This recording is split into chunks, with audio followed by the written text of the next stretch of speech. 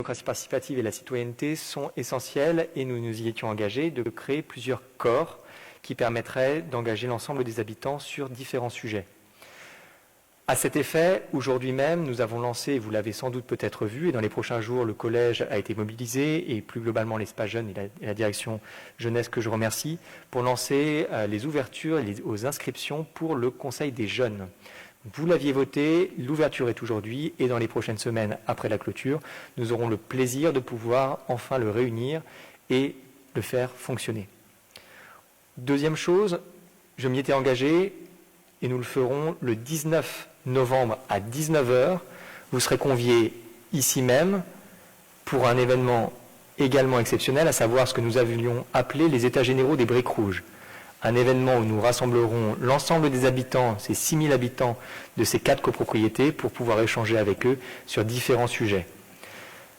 Troisième chose, nous nous étions engagés à créer les assises des clubs de sport. C'était une demande très forte. Ces assises auront lieu, elles rassembleront tous les présidents et membres des associations sportives de la ville et par conséquent, nous aurons le plaisir de les tenir le samedi 20 matin, ici même. Ensuite, les assises des associations, puisque nos associations à Verneuil ne sont pas toutes des clubs sportifs. Pour ce qui est des associations, nous aurons des assises des associations qui auront lieu également ici même, le samedi 20 novembre. C'était une demande de leur part. Nous y répondons afin de pouvoir répondre à différents sujets. Et je remercie encore une fois les services sport et associations pour l'organisation de ces 2 assises. Et puis, d'autres corps qui seront réunis très rapidement, avec, dès le prochain conseil municipal, des délibérations pour pouvoir lancer en 2022 les conseils de quartier. Cela demande du temps de pouvoir les monter, mais dès le prochain conseil municipal, nous aurons le plaisir de pouvoir vous soumettre la charte qui permettra le lancement en 2022. Cela fait beaucoup, évidemment, mais il en manquait une pour couronner le tout. Vous aurez une dernière assise extrêmement importante, pour ne pas dire essentielle, surtout après les longs mois, pour ne pas dire les 2 années Covid que nous avons passées. Nous réunirons également ici même des assises des professionnels de santé de la ville, afin de pouvoir les rencontrer, d'échanger, de créer du dialogue et de pouvoir leur faire un point d'étape sur différents sujets également essentiels, maison de santé, pôle santé, etc. Ça fait beaucoup, mais c'est essentiel et il me semble important de pouvoir vous donner ces différentes dates. Nous vous communiquerons aux élus l'ensemble du calendrier, évidemment, et nous aurons l'occasion de convier de toute manière l'ensemble des personnes concernées à ces événements qui concernent des publics différents pour l'ensemble d'entre eux. Tout cela étant dit, je vous propose de passer aux délibérations. Nous avons ce jour des délibérations très différentes, des délibérations RH. Je vais juste réagir par rapport à toutes ces annonces. En début de semaine, il me semble, nous vous avons écrit pour parler des 1 an quand même de la consultation citoyenne qui a eu lieu et sur laquelle finalement nous n'avons aucun retour à ce jour. Un certain nombre de Vernoliens se sont mobilisés, des Vernolitains, des Chapetois. La réunion dans le bois n'a pas pu se tenir et pour autant je pense qu'à cette date anniversaire, et je vous en ai fait la demande, d'organiser une réunion publique pour les 3 villes afin de faire un point d'étape et de tenir les gens informés de la situation et je n'ai pas eu de retour à ce jour de votre part et je regrette que ça ne soit pas annoncé dans le calendrier des prochains événements qu'il serait urgent de tenir. Alors, merci beaucoup. J'attendais justement, je m'attendais à ce que vous me posiez la question et ça m'arrange. En l'occurrence, plusieurs choses sur la RD 154. La première chose, je voudrais être très clair. Si cela n'est pas clair pour les Vernoliens, je voudrais vraiment ce soir mettre les mots qui vont en face des réalités. Suite au vote de la délibération du dernier conseil municipal permettant à la ville de reprendre le contrôle de ces centres ruraux et de ces chemins communaux, le contournement de la RD 154 n'est aujourd'hui plus possible. Le contournement de la RD 154, si le département souhaitait le mener, il faudrait relancer une enquête publique, mais vous le savez, les élus, les maires ne sont plus pour ce contournement, donc ça serait voué à l'échec. Derrière, il faudrait faire une DUP, une déclaration d'utilité publique. Puis derrière, il faudrait exproprier la ville, autrement dit, même si le département avait encore des velléités, et peut-être qu'ils l'ont en termes de communication, mais on voit bien qu'il n'y a rien qui a bougé depuis des années, alors le contournement de la RD 154, la promesse sera tenue, il ne sera pas fait sur le mandat, mais même au-delà du mandat, il n'est plus question aujourd'hui de ce contournement. Mais vous avez raison, nous aurons l'occasion de faire une réunion publique sur ce sujet, plusieurs pour être précis, puisque nous aurons, je m'y suis engagé, et malgré que ce ne soit pas moi qui fasse la pluie et le beau temps sur les Yvelines, je vous promets qu'on arrivera à faire une réunion publique sur la route rouge au beau jour. Et auparavant, nous aurons l'occasion, mais nous y reviendrons, probablement en février, mais je ne veux pas m'avancer, de faire une réunion spéciale sur un point d'avancement intégral sur les sujets écologie, et notamment sur la AD 154, avec pas seulement le sujet pour ou contre le contournement, puisque je vous dis la page est tournée, mais par contre aussi sur qu'est-ce qu'on fait maintenant sur la réhabilitation du boulevard André Malraux et du boulevard de l'Europe, puisque ce sont des questions qui sont absolument urgentes aujourd'hui. Donc oui, nous y répondrons. Sur cela, je vous propose d'avancer. Nous avons d'abord des points ressources humaines, marché public, écologie, puis de l'urbanisme et du sport, mais je passe la main à Paul sur les ressources humaines pour des délibérations un peu techniques. Bien, donc on a quelques délibérations. La première concernant les postes en apprentissage. Je la résume, je ne vais pas la lire intégralement. Il s'agit de supprimer les postes, donc d'acter la suppression des postes d'apprenti projectionniste et d'apprenti gestion événementielle au sein de la direction de la culture. Voilà. Est-ce qu'il y a des questions, des remarques? J'avais une question, oui. On a pas mal d'apprentis. Ils ont tous des maîtres de stage. Oui.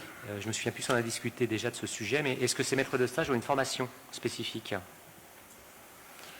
Je ne saurais pas vous répondre. En tant que maître de stage, oui, pour manager leurs stagiaires, oui, en quelque sorte. Ça, je prends la question, mais je ne saurais pas vous répondre immédiatement. On vous reviendra en commission sur la manière dont c'est fait, puisqu'il y a des choses qui sont différentes suivant les métiers aussi. Et je ne voudrais pas m'avancer ce soir, mais pas de souci. S'il n'y a pas d'autres questions, je propose de passer au vote. Qui est-ce qui s'abstient? S'oppose? J'en déduis que c'est adopté. Et je propose de passer au sujet de la mise à jour du tableau des emplois permanents. Alors, toujours la mise à jour du tableau des emplois permanents. On va procéder, là aussi je vais essayer de résumer, on va procéder à la création de 2 postes. Un poste de projectionniste polyvalent qui vient remplacer le poste d'apprenti au sein de l'espace culturel Maurice Béjart et un poste de coordinatrice des équipements sportifs. Le poste de projectionniste est un poste de catégorie C et le poste de coordinatrice d'équipements sportifs, de mémoire, c'est un de catégorie B. Je ne sais pas s'il y a des questions ou des remarques, et sinon... Oui. Suite à la commission, nous, on ne comprend pas bien ce poste de coordinateur qui est créé. On ne voit pas bien l'avantage pour les usagers, et ni non plus, puisque c'est une embauche supplémentaire pour les contribuables. Encore une fois, on regrette qu'en commission, quand on essaye de comprendre un petit peu, est-ce qu'il y a des statistiques qui permettent de mesurer en fait assez factuellement les raisons de cette embauche, on nous dise bien sûr qu'il faille faire confiance aux services, et on leur fait confiance sans aucun problème, mais on aurait aimé donc voir ces stats, et on trouve ça dommage que vous nous disiez que c'est pas le lieu de parler de ça. Nous on pense que c'est le lieu de parler de ça. Si vous me permettez, permettez juste que je finisse, et bien sûr vous y répondrez, et j'écouterai votre réponse. Bien sûr. Mais donc voilà, on ne comprend pas bien ça, et aussi cette question qu'on a posée pour essayer de mieux mesurer en fait le besoin factuel, hein, je veux dire, et voilà, on regrette cette réponse-là. Je peux vous répondre de manière assez simple. Je ne sais pas si vous vous souvenez, il fut un temps à Verneuil, nous avions 2 services. Un service technique au sens large, qui comprenait plusieurs choses, comme il le comprend aujourd'hui, et un deuxième service sport qui intégrait à l'intérieur différents services, sous-services, dans lesquels nous avions notamment les gardiens qui géraient en propre les infrastructures sportives. Le problème, c'est qu'aujourd'hui, nous n'avons plus de gardiens dans les infrastructures. Nous avons des gardiens volants, lorsqu'il y a des urgences ou des problèmes. Nous n'avons pas des gardiens, en plus, dont les horaires collent aux horaires des associations et des clubs de sport. Nous avons subi cette dernière année une situation exceptionnelle. Nous n'avions plus d'infrastructures sportives occupées puisqu'il y avait le Covid. Aujourd'hui, la chose a évolué, et en l'occurrence, avec le retour en force, et c'est très souhaité et souhaitable d'avoir ce retour en force de la part de nos associations et de nos clubs de sport, on se rend compte d'une réalité qui était déjà un fait depuis des années, à savoir que ne pas avoir des gardiens dans nos infrastructures posent de très nombreux problèmes. Parmi celles-ci, des problèmes de sécurité. Et vraiment, j'ai une pensée toute particulière pour différents incidents qui ont pu se produire, notamment du personnel associatif, sur des accidents et des malaises cardiaques notamment, où nous avons eu des grosses difficultés puisqu'il n'y avait pas de gardien pour notamment faire passer les pompiers. Nous avons eu d'autres sujets moins extrêmes d'une certaine manière, sur des dégradations, etc., où nous n'avons pas de personnel disponible, simplement parce que nous n'avons pas de structure qui le permette. Nous avons fait le choix, dans les prochains mois, et pour rendre cela effectif en janvier, de lancer une réorganisation de notre organigramme et de pouvoir avoir un service des sports qui ait des gardiens qui puissent garder, mais aussi assurer la sécurité de nos infrastructures sportives. C'est nécessaire parce que c'est une demande des clubs et des assos, c'est nécessaire parce qu'il en va de la sécurité des habitants, et c'est nécessaire parce que tout simplement il en va aussi de la durabilité de nos infrastructures sportives. Alors oui, ça implique une réorganisation et donc la création de ce poste. Alors est-ce que c'est une création en net? Je ne suis pas sûr pour l'instant. On verra ce que nous proposerons comme profil RH, je ne suis pas sûr. Mais par contre, il est important d'enclencher cette réorganisation et c'est ce que nous voulions faire ce soir. Je vais prendre la parole. Effectivement, Monsieur Malray, et d'ailleurs il aurait très bien pu lui-même nous expliquer tout ça, c'est ce qu'il a fait en commission. Et nous avons bien compris et entendu ses arguments. On ne savait pas qu'il y avait malheureusement des gens qui faisaient des arrêts cardiaques dans les gymnases sans qu'il y ait personne autour pour alerter qui que ce soit. Donc effectivement, ça semble très critique comme situation, ou exagéré, je ne sais pas.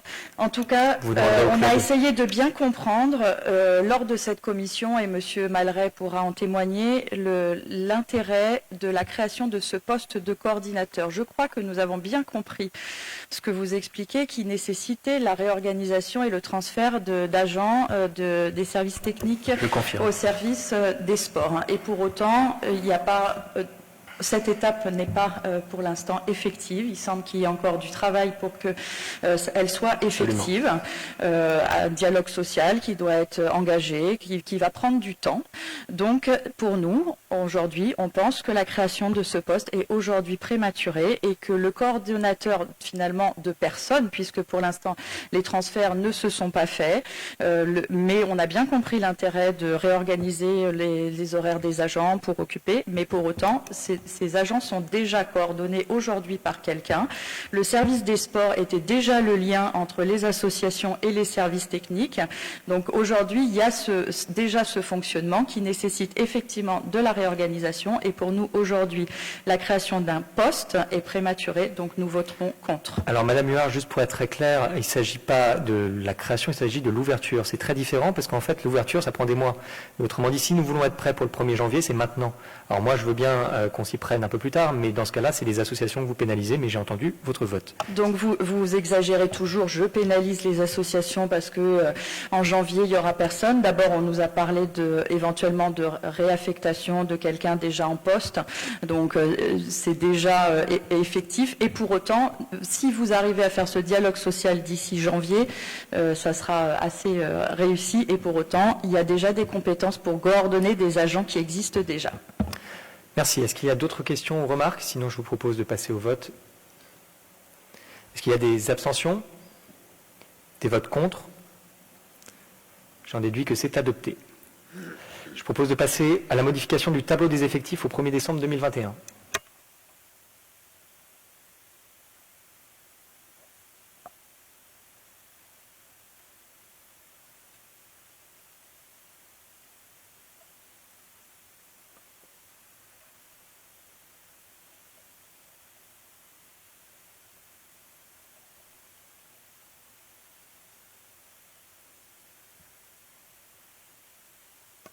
Bien, excusez-moi.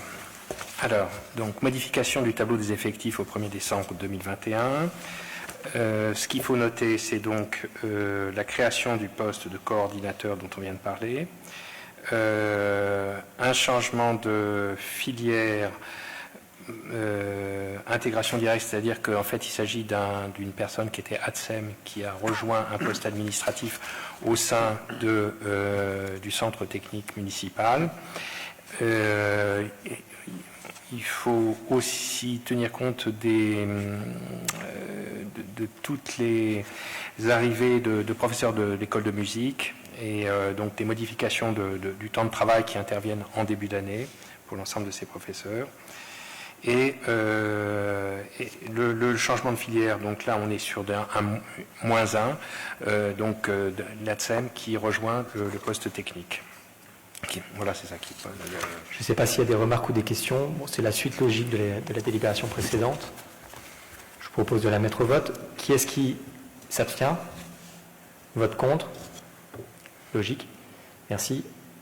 J'en déduis qu'elle est adoptée. Et je vous propose de passer à un sujet suivant, celui relatif au marché public, à savoir l'attribution du marché de travaux pour la création d'un préau école maternelle Chemin Vert de Verneuil-sur-Seine, en vous soulignant que suite à des petites modifications de dernière minute demandées, de part et d'autre, vous avez les délibérations sur table. Et je laisse Paul prendre la parole. Donc, on vous affiche le projet, qui est un assez beau projet, avec un toit végétalisé, qui a fait l'objet d'un appel d'offres, qui a trouvé son terme récemment. Donc, c'est création d'un préau à l'école maternelle Chemin Vert de Verneuil-sur-Seine. Il y avait 4 lots, un lot numéro 1 de gros œuvres qui a été attribué à la société Lecor BTP pour un montant de 104 662 € TTC, un lot numéro 2 concernant la charpente qui a été attribué au Charpentier de France pour un montant de 76 038 € 24. Un lot numéro 3 de toiture à la société Charpentier de France également, pour un montant de 47 548,68 € TTC. Et enfin, un lot d'électricité à la société DYS ELEC pour un montant de 4 860 € TTC. On n'a pas les mêmes chiffres sur le document sur table. Ah, alors je ne dois pas avoir le... Ah, excusez-moi. Alors, c'est justement l'objet de la dérivation. Vous parlez TTC peut-être? Oui. Donc c'est bon, c'est écrit hors taxe, pardon. De toute manière, vous avez les délibérations sur table, vous pouvez les vérifier. Ah oui, d'accord. Et s'il y a des questions, vous n'hésitez pas. Encore une fois, vous avez deux délibérations sur les marchés qui portent sur le réaménagement de Chemin Vert. L'objectif était de pouvoir commencer la végétalisation de la cour cet été et de profiter pour le dernier tiers de la cour à réaménager des vacances de la Toussaint puis de Noël. À combien est estimée la maintenance, entre guillemets, ou l'entretien du toit végétalisé qui, j'imagine, s'il n'est pas entretenu, peut vite mal tourner? Il sera fait en interne. Oui, en fait, ce sont les services techniques qui prendront en charge cet entretien.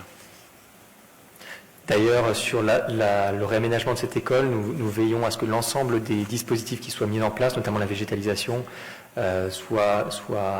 intègrent la notion de fonctionnement, puisque vous savez que les budgets de fonctionnement sont limités à Verneuil, et par conséquent, tout ce qui est potager, etc., sur d'autres écoles et sur celle-ci à terme, on intègre par exemple tout ce qui est goutte à goutte, etc., ce qui permet déjà une meilleure gestion de l'eau, mais aussi en effet une limitation de l'entretien. Bon, là, il s'agit d'une délibération purement technique, puisque c'est non pas le projet, mais en l'occurrence le marché. S'il n'y a pas d'autres questions, je vous propose de la voter. Est-ce qu'il y a des abstentions, des oppositions?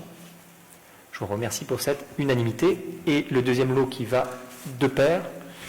Alors, concerne justement l'aménagement du toit paysager de ce préau. Il y a 2 lots. Un lot numéro 1 qui a été attribué à la jardinerie G. Thémard pour un montant de 143 867,28 € TTC, je précise bien. Et un lot numéro 2, alors là ça ne concerne plus le toit, mais les sols décoratifs et les sols souples de la cour, qui a été attribué au groupement Alio TP Sol Jeu Entretien pour un montant de 111 031,20 € TTC. Vous avez tous les détails, je ne sais pas s'il y a des questions ou des remarques, et sinon, je vous propose de la voter, c'est la suite de la délibération précédente pour le même projet que voici. Qui est-ce qui s'abstient? S'oppose? Je vous remercie pour l'unanimité. Ça sera un beau projet que nous aurons le plaisir de voir petit à petit pousser devant nos yeux, puisque les arbres seront plantés cet hiver, et dans la foulée, nous les verrons grandir dans les prochains mois. Pour terminer en beauté sur les sujets, pour tisser plutôt la toile de l'écologie, on était sur les toitures végétalisées. Je propose de parler charte du jardinier urbain et en laissant la main à Ida. Alors c'est un sujet dont nous avions déjà discuté en commission, je ne sais pas si vous vous souvenez.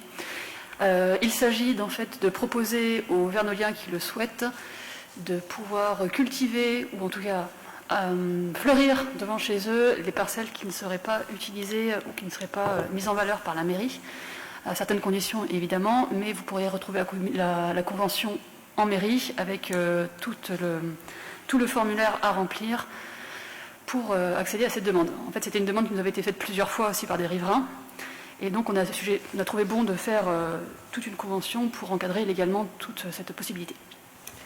L'objectif de cette charte du jardinier urbain, c'est d'abord de répondre à une demande, la provoquer, ça serait positif, mais en tout cas, c'est de permettre à ceux qui le souhaitent, de manière cadrée, de mener à bien le tout en évitant notamment, par exemple, que nos entreprises ne sachent pas, les nôtres ou celles de la CU, ne sachent pas où sont les parcelles végétalisées ou jardinées et donc puissent commettre des maladresses.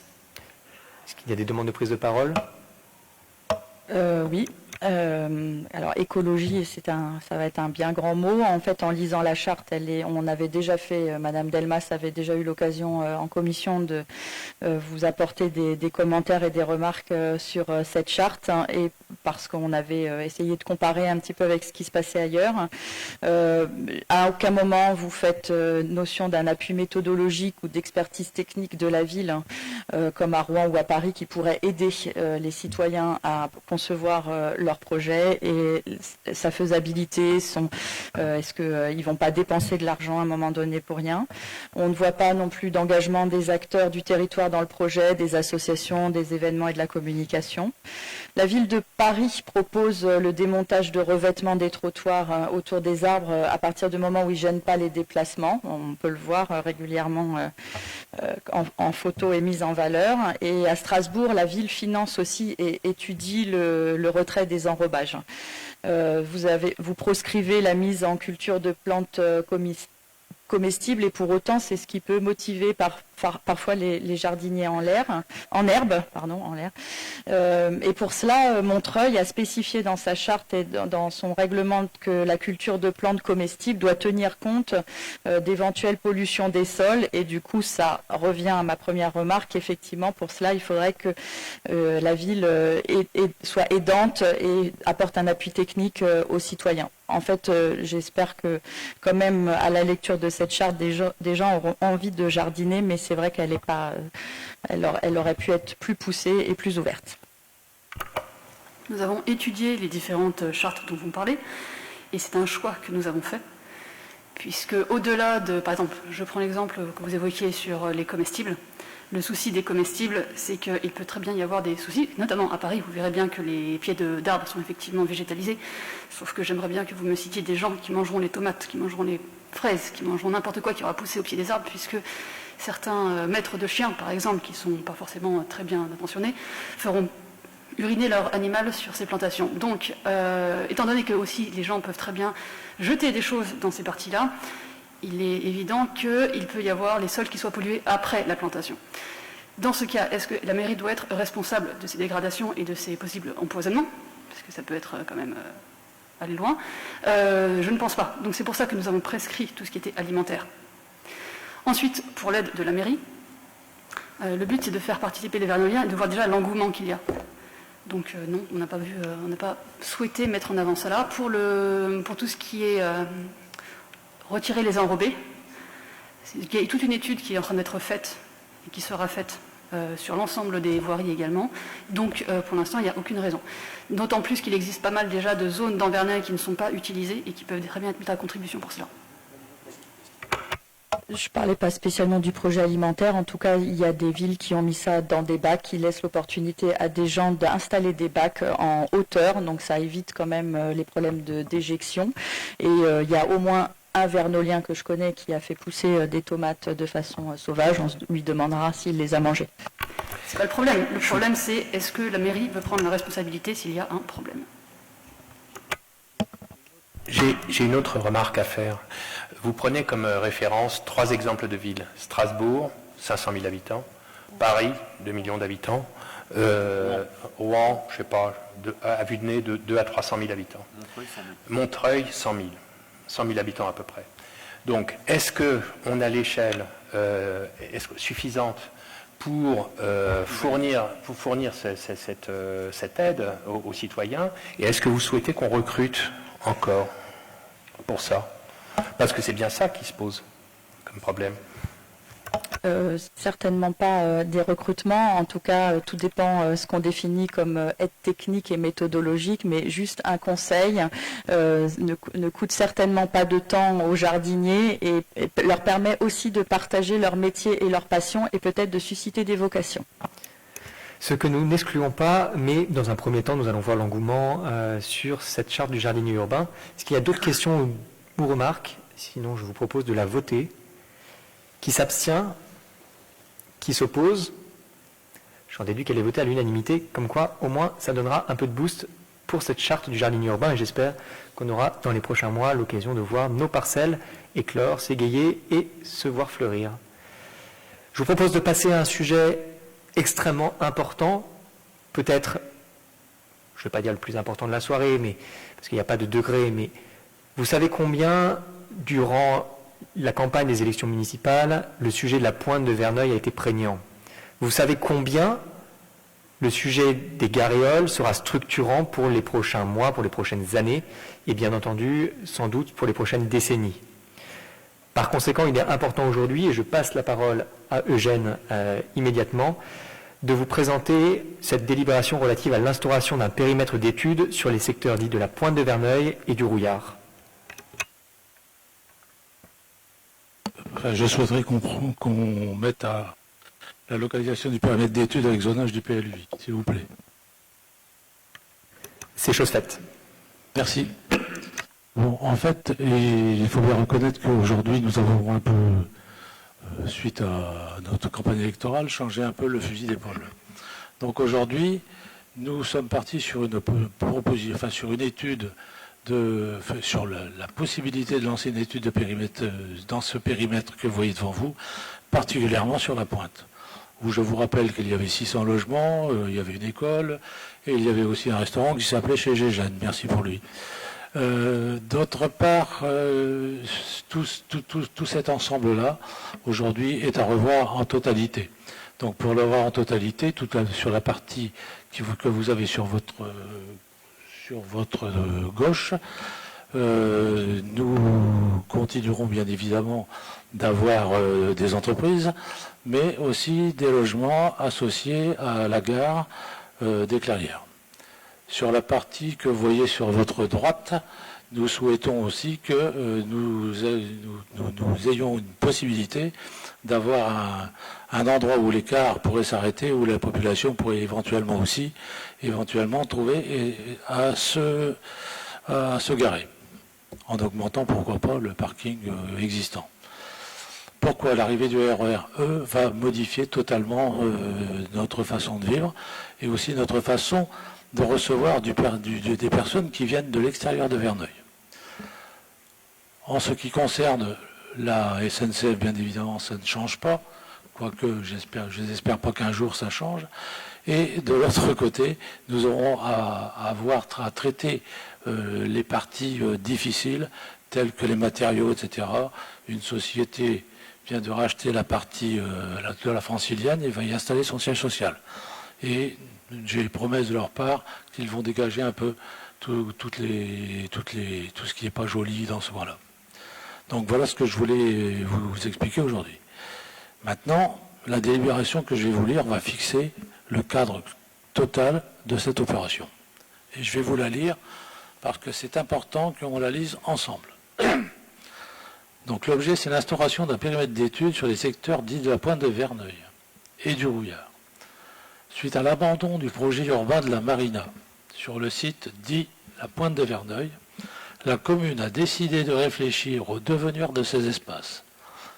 Si il a d'emblée été décidé de revenir aux limites de zonage de l'ancien PLU communal avec la reconstitution de la zone naturelle en lien avec la SNIEF, en partie nord, la partie située en zone AU à urbaniser nécessite une réflexion plus globale. En effet, ce terrain seul est déconnecté du reste de la ville par la présence des voies ferrées et de son unique accès au centre-ville du pont du Rouillard.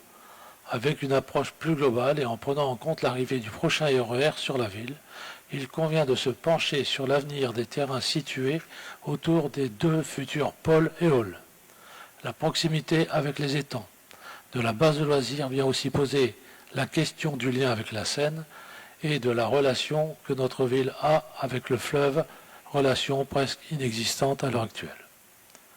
Ainsi, on se rend compte que les terrains situés sur le lieu-dit Le Rouillard, ou zone du parc des 3 étangs, sont sous-exploités avec la proximité de la gare des Clairières, dans la mesure où cette gare sera accessible du côté nord, les voies sous peu avec la réalisation d'une passerelle.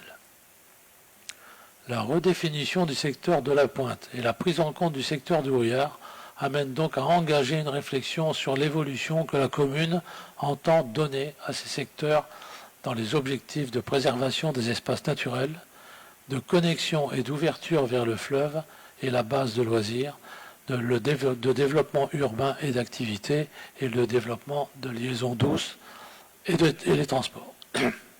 Cette réflexion pourra être menée dans le cadre d'une étude urbaine qui permettra de réfléchir au devenir des terrains dits de la Pointe de Verneuil, de protéger les espaces nord de la Pointe situés entre la Sniès en lien avec les espaces de la base de loisirs, de réfléchir à une meilleure interaction entre la ville et la base de loisirs tout en développant cette dernière, d'entamer une réflexion sur le devenir du secteur du Rouillard en lien avec le futur pôle et hall des Clairières, intégrer une réflexion sur le transfert d'une partie de la gare de routière, pôle Verneuil-Vernouillet, au nord des voies ferrées, définir les outils maîtrise foncière et la maîtrise programmation.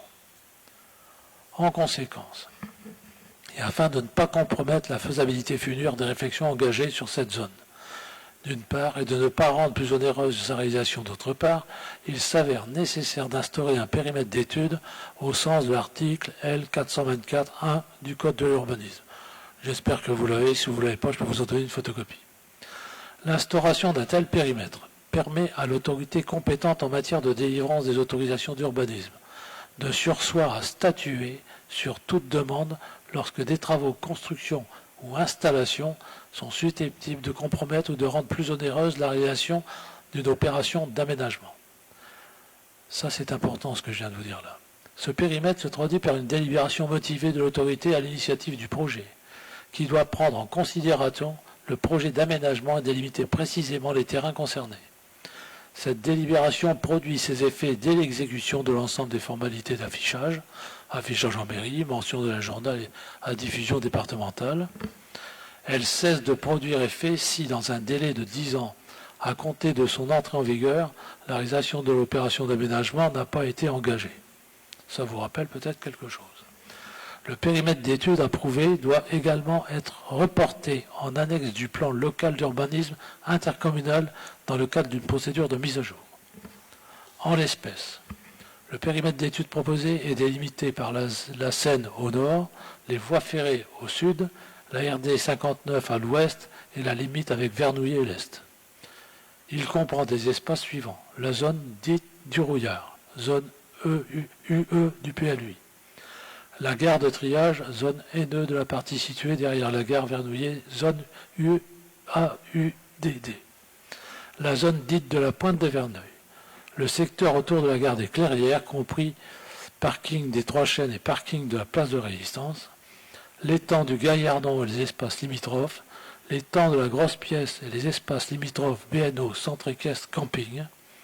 La zone dite du bout du Rouillard, zone entre l'aérodrome, la RD 59 et le chemin du Rouillard. L'instauration de ce périmètre d'étude permettra à la commune, le cas échéant, d'opposer un sursis à statuer d'une durée maximale de 2 ans aux demandes d'autorisation de travaux de construction d'installations qui pourraient porter préjudice à la mise en œuvre de ce projet d'aménagement. En parallèle, la commune mènera une étude foncière approfondie avec l'établissement public foncier Île-de-France afin de définir un périmètre d'action foncière cohérent. Un travail en collaboration avec la communauté urbaine Grand Paris Seine-et-Oise sera effectué concernant l'évolution du zonage du PLUI dans ce secteur, la création d'une orientation d'aménagement, la mutation de la zone d'activité et l'intégration des pôles éoles au futur projet. Le conseil municipal doit décider d'instituer un périmètre d'études sur les zones dites de la pointe de Verneuil et du Rouillard, tel que défini dans les plans annexés, délimitant les terrains concernés par la réalisation de l'étude préopérationnelle conformément au dispositif de l'article L424-1 du Code de l'urbanisme et de décider que la procédure du sursis à statuer pourra être appliquée à toute demande d'autorisation à l'installation à l'intérieur du périmètre. Donc voilà ce que je voulais vous dire aujourd'hui. Ce qui me semble évident, il fallait que je vous lise et qu'on le lise ensemble.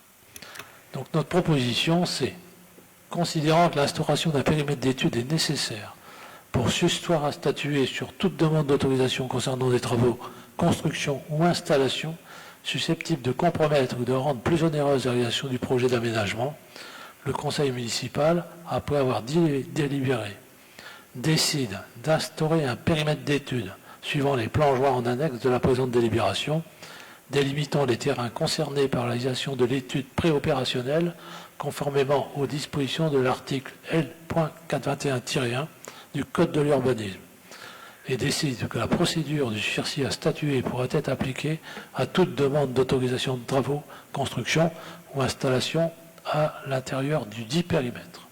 Indique qu'en vertu de l'article 424-24 du Code de l'urbanisme, la présente délibération sera affichée en mairie pendant 1 mois et la mention de cet affichage sera insérée en caractère apparent dans un journal diffusé dans le département et autorise M. le maire ou son représentant à prendre toute disposition et à accomplir toute formalité pour l'exécution de la présente délibération. Je pense que nous sommes à l'aube d'une modification très importante de notre périmètre de la ville. Et j'espère que vous voterez positivement cette délibération. Merci beaucoup Eugène. J'en profite, vous le savez, les nouvelles dispositions du CGTC permettent en l'occurrence d'avoir des débats une fois par an, des débats de politique générale. Il faut les prévoir un petit peu en avance et du coup d'ici la fin de l'année, je souhaiterais que nous puissions avoir un débat de politique générale sur la ville de demain. Ça fait partie des sujets qui sont très demandés et qui recoupent beaucoup de sujets, notamment évidemment RD 154, Marina, etc. D'ici la fin de l'année, nous aurons en plus la chance de pouvoir rediscuter de ces sujets d'aménagement, puisque nous aurons toujours les conventions foncières avec les PFIF à revoter comme l'année dernière. Est-ce qu'il y a des questions ou des remarques, des demandes de prise de parole? Je vous en prie. Oui. Alors moi j'ai 2 questions. La première question elle concerne la gare routière de Verneuil-Vernouillet actuelle. Quel est son destin? Et ma deuxième question, en fait, sur la carte, on voit qu'il y a une partie au sud de la voie ferrée au niveau des Clairières. Donc là, il y avait un projet immobilier sur des tennis. Est-ce qu'il va être bloqué? Et il y a un projet aussi de parking payant GPSO. Est-ce qu'il est prolongé ou pas, ce projet? Je peux répondre à la question. En ce qui concerne la partie nord de l'opération, vous parlez des parkings du conseil régional. Bon. Notre souhait à nous, c'est que ce parking augmente sa capacité, donc là il y a des discussions à avoir avec la région, mais aussi créer un endroit où on puisse avoir un stationnement des bus.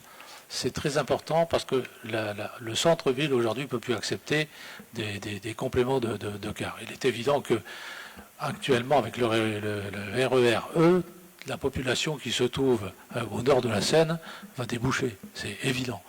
Tout le monde n'ira pas forcément à Poissy pour prendre le RER. Donc là, il y a des discussions à mener. On en a déjà parlé avec la SNCF. Donc on attend d'aller un peu plus loin dans ces discussions-là et aussi avec la région. En ce qui concerne les clairières, des discussions aussi ont été engagées pour le prolongement de la passerelle et faire de l'autre côté un parking qui pourra éventuellement accueillir un certain nombre de voitures, mais aussi permettre d'alimenter, je dirais, des constructions qui pourront se faire là. Des tennis, pour l'instant, je n'en ai jamais entendu parler, mais je vois pas du tout. C'était un projet. Si. Je vais me permettre de répondre. En l'occurrence, c'était la construction qui est sur le terrain de la Renardière. En l'occurrence, vous le savez, comme les autres permis sur la Faisanderie ou sur le Clos du Château, ce sont des permis qui ont en l'occurrence été déposés avant que nous soyons ici, dans la foulée, qui ont été purgés de tout recours depuis 2020, et par conséquent, le promoteur, du jour au lendemain, pourrait lancer l'opération. Je dis bien pourrait, puisque nous souhaiterions l'éviter, mais je ne suis pas sûr aujourd'hui de pouvoir le garantir, bien au contraire, et par conséquent, nous menons un dialogue constant avec aussi bien le promoteur, le bailleur futur potentiel et les différentes parties prenantes, à savoir GPSO et le département. Aujourd'hui, le dialogue a permis, quand pour l'instant il ne s'est rien passé sur l'année passée, alors qu'ils avaient tout pour le lancer. Mais aujourd'hui, il est encore beaucoup trop tôt pour pouvoir donner des informations sur ce projet qui, du jour au lendemain, pourrait se lancer, puisque pour le coup, légalement, ils ont toutes les autorisations qui ont été données et signées de la main de Philippe Totou, aussi bien GPSO et Verneuil-sur-Seine. C'était pas une critique, ce projet, puisque avoir des logements à proximité des gares, ça a du sens, et il y avait quand même une part sociale importante dans ce projet. Donc, comme la Faisanderie, c'est aussi, ça a du sens de le rénover. C'est peut-être pas à votre goût, mais c'est quand même des zones qui nécessitaient d'être rafraîchies. Alors, si vous me permettez, c'est pas du tout à mon goût, parce qu'en fait, ce quartier a besoin de vie, et qu'au pied du Poléol, il serait peut-être temps qu'on réfléchisse à la ville de demain, on aura l'occasion d'en débattre, à savoir commerce, à savoir infrastructure. Nous avons quand même tout le quartier des Clairières avec une gare et aucune infrastructure ni commerce à proximité. Alors non, la bétonisation, déjà, c'est pas à mon goût, mais surtout, en l'occurrence, la création d'un complexe, en effet, avec des logements supplémentaires sans les parkings qui allaient de pair, non, c'est pas à mon goût. Écologiquement, le fait d'avoir des logements à proximité des gares, écologiquement, ça a du sens quand même. Parce que vous pouvez créer des zones de commerce, mais s'il faut prendre sa voiture pour s'y déplacer, s'il faut prendre sa voiture pour aller à la gare, il vaut mieux habiter à côté de la gare que se déplacer pour aller faire son shopping à la gare. Je vous remercie beaucoup de cette remarque, puisqu'en fait, vous donnez raison à tout le périmètre d'études que vous avez sous les yeux, à savoir le positionnement des logements, non pas du côté sud, mais du côté nord, mais en effet à proximité des gares. C'était notre engagement, aller sur la zone des 3 étangs, mais si on pouvait éviter de densifier les quartiers qui sont déjà très denses et au contraire de pouvoir mettre en place des équipements, des infrastructures, du commerce et pouvoir au contraire, puisque nous avons en effet des obligations d'intérêt national de toute manière et des logements à construire mais pas forcément des obligations de densifier, oui, pour réfléchir à la zone des 3 étangs, mais au maximum, si nous pouvons éviter de densifier notre ville telle qu'elle est au sud du chemin de fer, nous le ferons sans promesse, sans engagement, parce que encore une fois, sur ce projet-là, tout est signé. Je confirme que M. le maire, il a raison. Je suis désolé de vous le dire, mais aujourd'hui, la solution retenue, c'est de faire des constructions du côté de la gare des Clairières. J'ai pas dit qu'il avait tort, je parlais juste du projet qui est toujours critique de toute façon envers le prédécesseur, mais c'est tout. C'est juste. On n'est pas critique vis-à-vis du prédécesseur puisque j'étais avec lui. Ce que je veux dire aujourd'hui, c'est que notre centre-ville, il faut le protéger. Et le protéger, il y a déjà beaucoup de constructions qui sont lancées, et à un moment donné, il faut savoir prendre ses responsabilités et savoir aussi avoir une ville à l'échelle humaine. C'est ce que nous souhaitons. Et de l'autre côté, bien évidemment, du côté des Clairières, il y a des choses à faire. Et il y a beaucoup de choses à faire. Est-ce qu'il y a d'autres remarques ou questions ? Oui. 2 questions, monsieur le maire, s'il vous plaît. La première concerne la modification du PLUI. GPSO a prévu de faire une modification qui n'interviendra pas avant 2024. Donc le périmètre d'études que vous avez lancé tient-il compte de cette contrainte au niveau de GPSO? Et la deuxième, vous parlez de l'abandon du projet de la Marina, ou des bords de Seine. On aimerait savoir les compensations que la ville va devoir verser aux différents partenaires qui étaient dans ce sujet-là. Parce que vous n'êtes pas sans savoir qu'il y a des engagements qui ont été pris, et on parle de sommes de quelques milliers, voire de millions d'euros. Donc j'aimerais bien avoir vos réponses sur ces 2 points. Alors, je vais commencer par vous répondre à votre deuxième question. 0. Vous savez pourquoi ? Parce que nous avons fait le choix de travailler avec le même aménageur.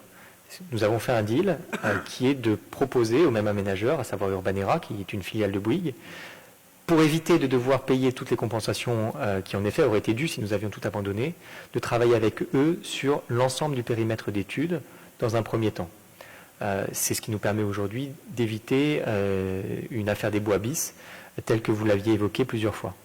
Donc la réponse sur cette question, c'est 0. Et c'était d'ailleurs précisé dans les courriers, il n'y avait pas de conditionnement, vous vous souvenez l'année dernière, à l'abandon du projet de marina de la part d'Urbanera. Pardon, j'ai oublié votre deuxième question. La première. C'était quoi? Deuxième question, c'était quoi? Concernant le PLUI et la révision du Oui, GPSO pardon. en 2024. On a très bien compris que le PLUI sera révisé dans 3 ans. Or, mener une étude par Urbanera sur cette opération qui est nouvelle, ça prend aussi du temps, et minimum 24 mois, vous le savez très bien. En fait, on a intégré les différents délais. On n'est pas naïf, on sait bien que ça va prendre du temps et que c'est un projet de très longue ampleur. C'est pour ça qu'il faut intégrer différentes choses. D'abord, il faut intégrer le retard d'éole. Je pense que c'est important de le noter. Et puis au-delà, puisque sans éole et sans les passerelles, soyons clairs, c'est pas possible tout ça. Mais au-delà, il faut intégrer que c'est sur du temps long. Et c'est aussi ça la politique, c'est travailler sur le temps long. Et je vais préciser encore une chose, vous avez voté si vous le votez, ça va nous permettre quand même éventuellement si certains industriels ou certaines personnes voudraient acquérir ou vendre du terrain, de pouvoir préempter, et ça on a déjà commencé à discuter avec la région. Je ne sais pas s'il y a d'autres demandes de prise de parole. Oui, j'ai pas bien entendu la réponse à la question de Monsieur Lemoine sur le destin de la gare routière, plus particulièrement en premier lieu. Ouais. De Verneuil-Verneuil ou des Clairières? De Verneuil-Verneuil, la gare de bus. L'actuel projet, en fait. Ouais. Alors aujourd'hui, nous avons mis un coup d'arrêt au projet tel qu'il était présenté. J'ai eu l'occasion d'échanger encore la semaine dernière avec l'association du quartier de la gare. L'objectif, c'était en effet d'éviter de rabattre tous les autobus et toute la circulation du côté sud des chemins de fer, autrement dit vers le centre-ville et vers ce quartier.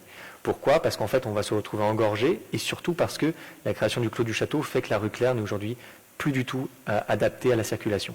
L'objectif reste donc de basculer au maximum la circulation de l'autre côté, sauf que cela sera le fruit et l'objet d'âpres négociations, c'est déjà en train de commencer, puisqu'il faut réussir à aligner les intérêts et de la SNCF, et des IDFM, autrement dit la région, et de GPSO et du département.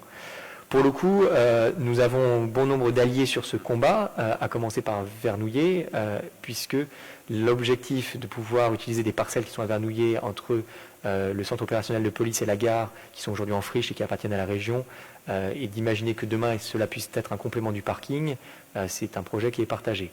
De la même manière, c'est un sujet qui est partagé aussi avec de nombreux élus de l'autre côté de la Seine, puisque vous savez que la clé des halls, ce seront les rabattements vers le nord, mais aussi vers le sud d'ailleurs.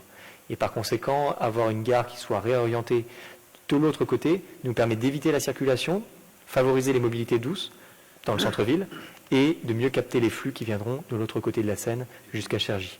Donc on a vraiment tout intérêt à travailler ce projet dans sa complexité d'abord, et puis de manière intégrée des deux pôles ensemble. Puisqu'on ne peut pas travailler pôle après pôle, il faut travailler les deux pôles ensemble, et c'est d'ailleurs pour ça qu'on fait un périmètre d'études qui va de pôle à pôle sur l'ensemble du territoire de Verneuil, du communal de Verneuil, au nord du chemin de fer. Ok, j'ai du mal à comprendre les échéances et tout ça dans ce que vous nous dites. Est-ce qu'il y a des échéances en particulier?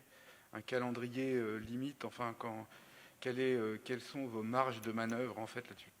Le calendrier, je pense que vous avez vu dans la presse, le calendrier il est rallongé puisque EOL a du retard. Nous aurons l'occasion du coup d'avoir un calendrier au minimum de 18-24 mois de supplément par rapport à ce que nous espérions nous-mêmes. C'est pas une bonne chose ni une bonne nouvelle, mais en tout cas, en termes de temps, nous ne sommes pas en retard. Ok, et sur la marina, en fait, il y a quand même il y a la notion de compensation et il y a la notion d'acquisition des terrains. Comment, sur la partie acquisition, en fait, est-ce qu'il y a un projet d'acquisition de ces terrains? Lesquels? Ceux de la Pointe de Verneuil. Aujourd'hui, ceux de la Pointe de Verneuil, ils ne sont pas acquis par la commune, ils sont acquis par l'EDFIF, autrement dit, l'instrument foncier de la région, et du département d'ailleurs, puisqu'ils sont tous les deux de pair sur cette opération, pour ce qui est de l'acquisition du foncier. Nous sommes dans un territoire qui est par ailleurs l'objet de l'obligation d'intérêt national, l'OIN, mais en fait nous travaillons sur une opération doublée qui intègre à la fois la pointe et la zone des 3 étangs. Cela nous permet de traiter beaucoup plus de foncier. Cela nous permet d'intégrer également de manière un petit peu plus écologique une vision qui intègre les 2 étangs, avec des étangs qui sont à traiter aussi. On ne peut pas penser la pointe sans penser du tout les 2 étangs et les bords des étangs. Vous savez que GPSO a déjà voté la piste cyclable qui longera les bords de Seine, notamment celle qui ira de Mantes à Poissy pour 2023. Autrement dit, on doit tout intégrer à la vision et en termes d'acquisition foncière, on travaille déjà avec les PFIF et aujourd'hui, les rentabilités, mais vous avez déjà eu les documents en commission, n'effrayent pas les promoteurs qui, au contraire, sont très nombreux à vouloir travailler avec Urbanera et avec nous. Ce qui fait que, grosso modo, le changement de destination donc des terrains de la pointe de Verneuil, ça, ce sera couvert par les PFIF quoi qu'il arrive. Pourquoi par les PFIF ? C'est eux qui portent le projet actuellement. La question, c'est est-ce qu'ils vont continuer à porter ce projet dans ce nouvel ensemble? Est-ce que ça, vous en avez déjà la garantie? Alors, nous aurons l'occasion de vous faire voter d'ici la fin de l'année, vous savez, la convention pour la prolonger d'1 an avec les PFIF, mais l'objectif de l'EPFIF n'est pas de porter pendant des années du foncier. L'objectif, c'est de trouver un accord pour en faire quelque chose. C'est un instrument, ce n'est pas une fin. En l'occurrence, l'objectif n'est évidemment pas de faire peser des charges à l'EPFIF. L'objectif de ce projet global, c'est qu'il n'y ait pas de charge du tout, c'est qu'on soit en positif d'ailleurs. Et en l'occurrence, nous avons déjà de très nombreuses demandes d'implantation de différents équipements, etc. Sur la pointe. Maintenant, il fallait commencer par vous présenter le périmètre d'études pour ensuite pouvoir faire des études, ensuite pouvoir faire des choix. Aujourd'hui, il n'y a aucun choix qui n'a été fait. On n'a pas eu de concertation, on n'a pas eu de consultation. Il y en aura, mais pour l'instant, on n'en est pas là. On en est d'abord aux tout premiers prémices de l'étude. Sauf que l'étude dont vous parlez, elle intègre donc cette convention avec les PFIF et que les PFIF, elles portent tous ces sujets-là avec un objectif qui doit rentrer dans son plan pluriannuel d'investissement. Bien sûr. Est-ce que le projet que vous avez en tête, parce que je ne crois pas qu'on soit simplement à l'étude de réalisation, je pense que, à la réflexion, je pense que vous avez bien un projet en tête. Je veux savoir, est-ce que les PFIF est prêt à vous suivre et est-ce que sur cette partie de la pointe de Verneuil, ça va rentrer dans son PPI? Je vous laisserai leur poser la question, mais pour l'instant, nous, les documents transmis par les PFIF... C'est vous qui êtes le maire, j'attends votre réponse. Non, mais je vous réponds, je ne parlerai pas à leur place, mais je vous réponds pour ma part. Pour ma part, en l'occurrence, les PFIF nous suit sur le projet et notamment à commencer à faire les estimations foncières, etc. Si nous avions dû être freinés par les PFIF, je crois que sur l'année passée, vu le nombre de réunions qu'il y a eu, ils auraient eu l'occasion de nous le dire. Je confirme. Parce que il a l'air d'avoir des doutes là. Nous restons quand même très indécis par rapport à votre remarque sur les compensations. Vous parlez de documents qu'on aurait dû avoir en commission. J'y étais, j'ai pas eu de documents, donc je suis un peu surpris. Je pense que Thierry en face pourrait confirmer. Ça fait quand même beaucoup d'acteurs sur lesquels vous êtes dépendants d'éventuelles compensations à donner et sur lesquels vous ne donnez aucune garantie. Que ce soit Bouygues et Urbanera, que ce soit les PFIF, vous ne parlez pas de GPSO, vous ne parlez pas de l'EPAMSA. C'est quand même assez inquiétant. Monsieur Moreau, vous jugerez au résultat. Je voudrais juste finir ma phrase. C'est quand même assez inquiétant de proposer des délibérations et d'affirmer des propos sur lesquels vous ne donnez aucun élément factuel. Monsieur Moreau, vous jugerez au résultat.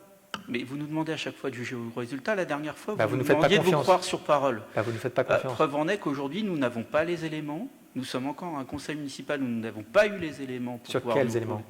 Vous dites qu'il y a des éléments qui ont été donnés en commission. Mais sur quel sujet vous parlez d'éléments? Vous avez dit à l'instant que concernant les PFIF, des éléments ont été donnés en commission. Non, c'est pas ce que j'ai dit. Vous regarderez. Ce que j'ai dit, c'est que je réécouterai. Mais en attendant, vous dites qu'il y a des éléments en commission qui ont été donnés. Non, c'est pas ce que j'ai dit. C'est ce que vous avez dit, monsieur. Non, mais vous réécouterez. Ce que j'ai dit en l'occurrence, mais vous regarderez, c'est filmé. Ce que j'ai dit, c'est que nous travaillons avec les PFIF qui nous a passé des documents, mais je ne vais pas rendre public toutes les estimations de les PFIF, ça vous imaginez. Mais on ne vous demande pas de rendre public, on vous demande de les travailler en commission. On revient au sujet de du précédent conseil municipal et de mon collègue monsieur Lusso, les commissions vont servir à quoi au bout d'un moment? Monsieur Moreau, vous nous demandez encore de voter. Qu'est-ce que vous avez vu en commission? Parlons de ce que vous avez vu en commission. Nous avons vu une présentation. Alors vous ne la présentez pas ce soir. Non, parce qu'on ne peut pas tout montrer au grand public. Et vous nous dites qu'il y a des éléments. Oui, d'ailleurs, ce qui serait bien, c'est d'avoir aussi les documents pour les présenter aux collègues. Et peut-être que c'est parce que ce n'est pas possible de rendre public certaines choses. C'est ça que ça fait commission. Si, on nous a dit que les éléments allaient nous être envoyés, on ne les a pas reçus. Non, écoutez, excusez-moi, mais là, On ne peut pas vous les donner. Il aurait fallu faire les photocopies en direct. La prochaine commission, eh bien, je vous ferai une photocopie sur place. Comme ça, vous êtes sûr de les avoir. D'accord ? Allez, est-ce qu'il y a d'autres questions ou remarques? Bon, je propose de procéder au vote. Qui est-ce qui s'abstient? Qui est-ce qui s'oppose? J'en déduis que c'est adopté. Cette adoption est quand même très symbolique puisque c'est la première pierre à la réalisation du projet du nord du chemin de fer. Nous aurons l'occasion de créer ici, non pas seulement un projet, mais vraiment la ville de demain. Plein de béton. Sur cela, je vous propose d'enchaîner avec 2 délibérations qui n'ont rien à voir, mais parce que la vie communale est riche et plurielle. Et nous allons enchaîner en laissant la parole à Anthony sur 2 sujets sportifs. Donc, le premier sujet, c'est sur une convention tripartite entre la ville, le collège Jean Zay et l'association LETGV, qui est une nouvelle association de gymnastique.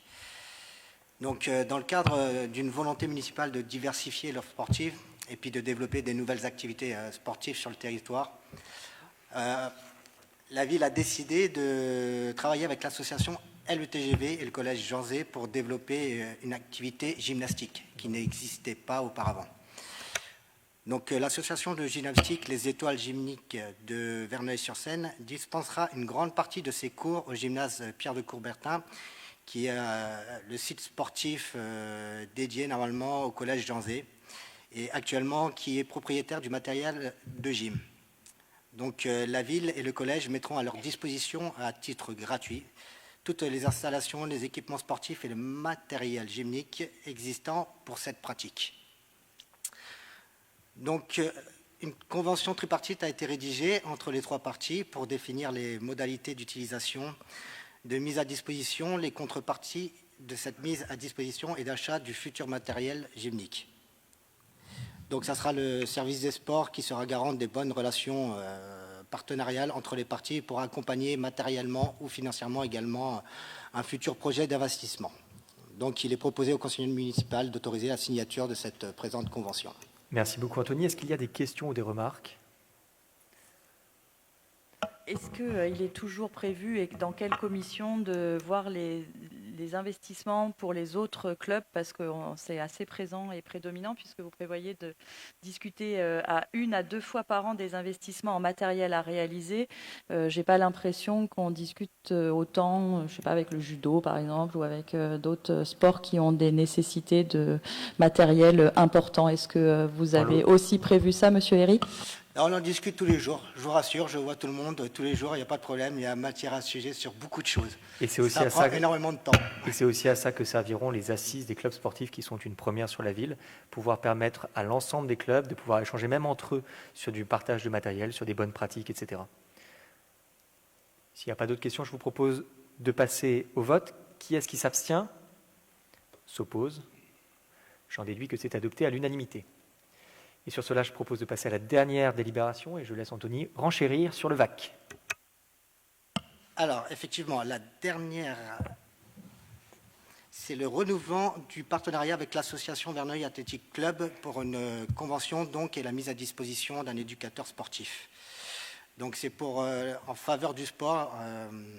Donc, la ville a engagé depuis 2012 un partenariat avec l'association, le VAC, afin de mettre en place des actions de sensibilisation au sport au travers d'animations sportives en direction des enfants de la ville. Donc la convention de 2020-2021 a été arrivée à son terme, donc en fin de compte, c'est pour la prolonger et de mettre à disposition un éducateur sportif qualifié et breveté qui est M. Maxime Lasserve, par qui son expérience sera la même à mettre en œuvre cette sensibilisation. Donc, il est proposé au conseil municipal d'autoriser la signature de cette présente convention. Est-ce qu'il y a des questions ou des remarques? J'en déduis qu'on peut passer au vote. Qui est-ce qui s'abstient? S'oppose? J'en déduis que c'est adopté à l'unanimité. Ça fait plaisir ce soir. Je vous propose de passer désormais au compte-rendu des décisions que je vais m'apprêter à lire. Il y en a relativement peu ce soir. Il y a d'abord le contrat de cession entre la ville et l'APM à musique dans le cadre de la fête de cuisine du monde du 18 septembre pour un montant total de 590 € pour 2 représentations. Un contrat de cession du spectacle Ça va pour un montant total de 6 000 €. Un contrat de cession entre la ville et la compagnie Tirlaine pour le petit bal avec atelier danse du 18 septembre dernier, dans le cadre toujours de la Cuisine du Monde, pour un montant total de 3 947,26 €. Un contrat de cession entre la ville et l'association Musica dans le cadre de la saison culturelle 2021-22 pour 400 €. Une convention de partenariat entre la ville et l'association Kéan dans le cadre de la fête de la Cuisine du Monde du 18 septembre dernier pour 600 €. Un contrat de cession entre la ville et l'association Fauchage Collectif le 18 septembre dernier, toujours dans le cadre de cette même manifestation pour 700 €. La convention de partenariat entre la ville et l'association Andromède pour la diffusion du spectacle Le Grimoire de la Forêt sans contrepartie financière. La convention pour une conférence dédicace dans le cadre de la saison culturelle entre la ville et l'auteur Alexandre Bande sans aucune contrepartie financière. La convention de partenariat pour la programmation d'une conférence sur Zola dans le cadre des Journées européennes du patrimoine pour un montant total de 300 €. Le contrat de cession du spectacle Merlin la légende pour un montant total de 6 000 € imputé au budget de l'espace Maurice Béjart. Et puis la convention de partenariat pour la conférence Le fonctionnement du cerveau des personnes âgées et son incidence sur leur psychisme dans le cadre de la Semaine Bleue pour 187,50 €, une convention évidemment qui permet d'avaliser une conférence qui a eu beaucoup de succès.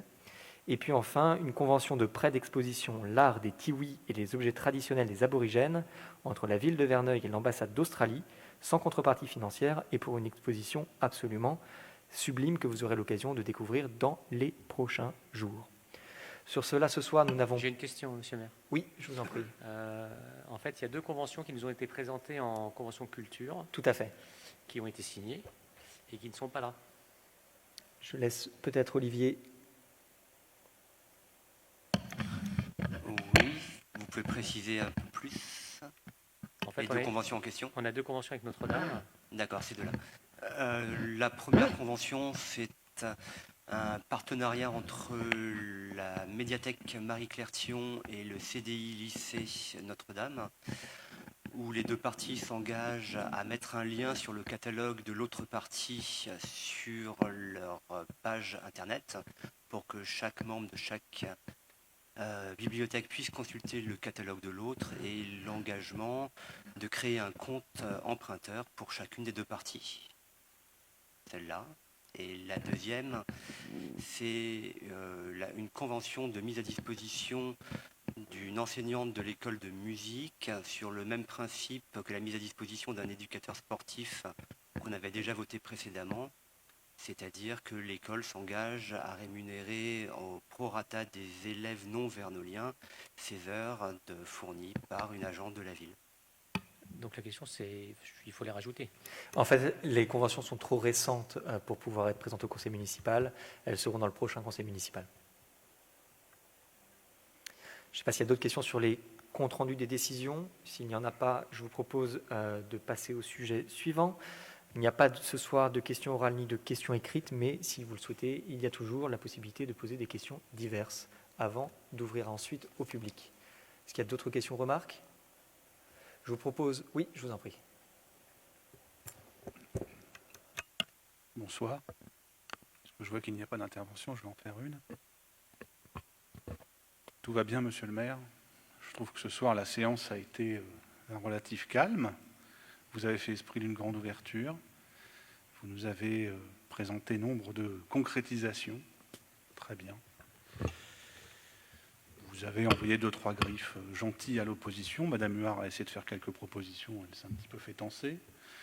J'ai vu un mouvement d'humeur sur l'un de nos votes. Mais ceci dit, tout paraît très paisible. Pourtant, puisque mes collègues n'interviennent pas, je me pose une question.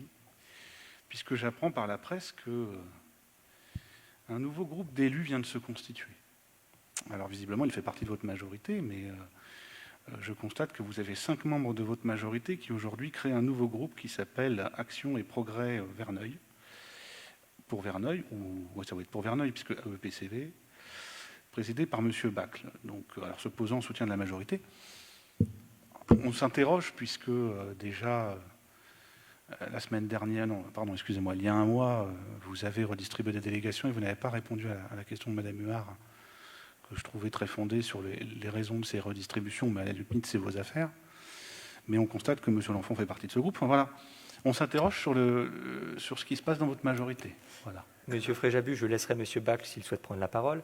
Mais vous le savez, dans la majorité, c'est un petit peu ce que disait Jean Kelevitch sur les sensibilités.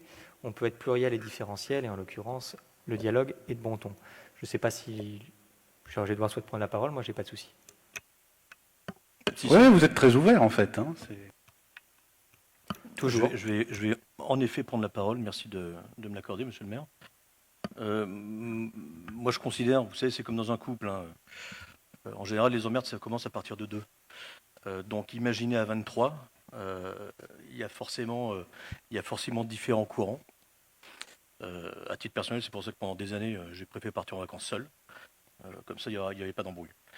À 23, forcément, quand il y a des sujets sociétaux, des sujets idéologiques, et puis a fortiori, vous le savez parfaitement, monsieur Fréjabu, le groupe naturellement Verneuil Ensemble, c'est l'union de 2 listes du premier tour, avec des personnalités différentes, des sensibilités différentes.